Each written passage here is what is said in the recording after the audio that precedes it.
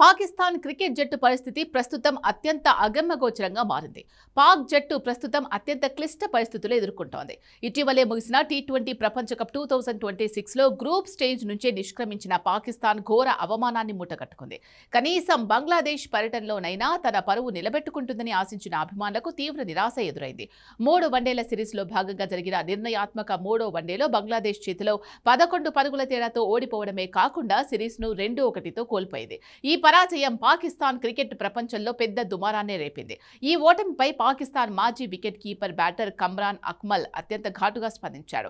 ఒక ప్రముఖ టీవీ షోలో కమ్రాన్ అక్మల్ మాట్లాడుతూ, ప్రస్తుతం పాక్ ఆడుతున్న క్రికెట్ చూస్తుంటే అది ఆటలా అనిపించడం లేదని, ఒక కామెడీ సీరియల్లా కనిపిస్తోందని ఎద్దేవా చేశాడు. అభిమానులు ఈ ఆటను చూసి సీరియస్ కావాల్సిన అవసరం లేదని, కేవలం ఒక వినోదంగా భావించి నవ్వుకోవాలని అక్మల్ వ్యంగ్యంగా వ్యాఖ్యానించాడు.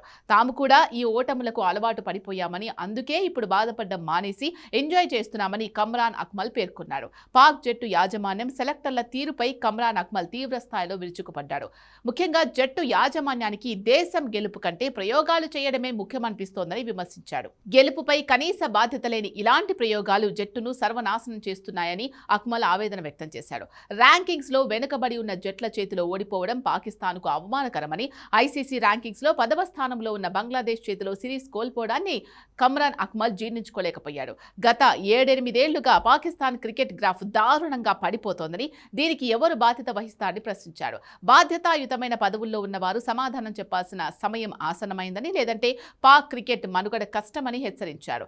వరల్డ్ కప్ వైఫల్యం తర్వాత కూడా పాక్ జట్టులో ఎలాంటి మార్పు రాకపోవడంపై సర్వత్రా విమర్శలు వ్యక్తమవుతున్నాయి.